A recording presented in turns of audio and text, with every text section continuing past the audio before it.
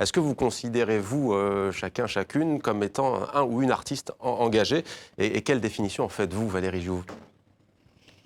Je pense qu'à la base, le mot art, déjà, c'est quelque chose d'engagé.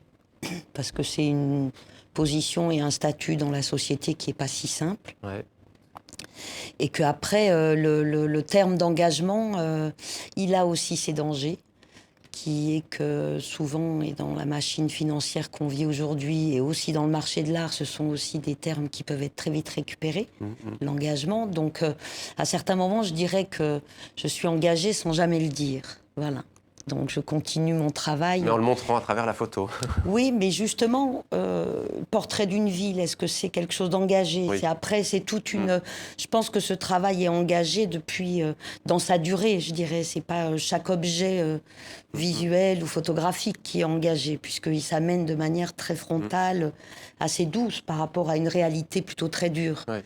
Mais justement... Ouais. Anna R, sur cette question de l'engagement? L'engagement, c'est un geste. Et un artiste, c'est quelqu'un qui a une vie, j'espère, longue. En tout cas, pour moi, si on parle d'engagement politique, ça dépend du sujet. C'est-à-dire qu'il y a des sujets qui s'imposent. C'est-à-dire que moi, je suis quelqu'un qui regarde le monde qui m'entoure avec toute mon objectivité et ma subjectivité. Et il y a des sujets qui s'imposent, qui résonnent de quelque chose de plus personnel et qui on peut avoir avec le politique ou l'engagement politique, mais qui sont un engagement propre par rapport à quelque chose que je questionne ou que j'ai envie de questionner.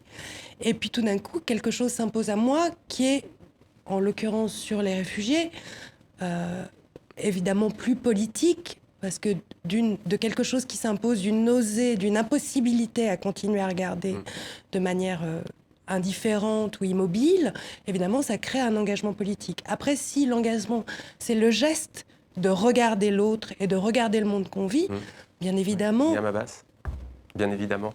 Bien évidemment. Bien évidemment, moi, je n'aime pas le mot de tout. Donc, sûr. voilà.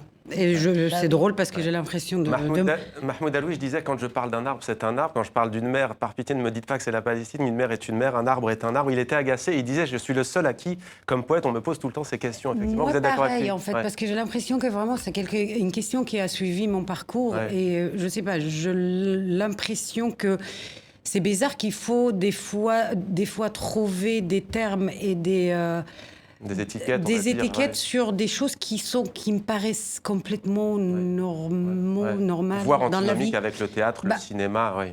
Je ne sais pas, quand on est né palestinien, quand on fait un parcours artistique ou autre d'ailleurs, parce que, et quand je dis ça, c'est vraiment sans prétention aucune, j'ai l'impression de toute façon l'engagement, il existe, Ouais, il est il fait inhérent, partie du quotidien. Et aujourd'hui, je regarde le monde de cette façon-là, et donc j'ai une admiration immense pour des gens comme vous qui font ce qu'ils font, mais à la fois, je trouve ça normal. Normal, ouais. Je trouve que c'est quelque chose... Mehdi Djaoud, normal, un mot qui est souvent utilisé en Algérie, vous diriez oui? Normal, normal l'engagement. Souvent utilisé.